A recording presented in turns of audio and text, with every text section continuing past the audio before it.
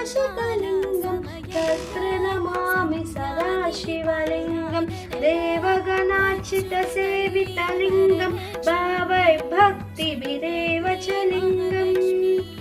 दिनकरकोटिप्रभाकरलिङ्गं तत्र नमामि सदा शिवलिङ्गम् अष्टदलोपरिवेष्टितलिङ्गं सर्वसमुद्भवकारणलिङ्गम् अष्टदरिद्रविनाशकलिङ्गं तत्र नमामि सदा शिवलिङ्गम्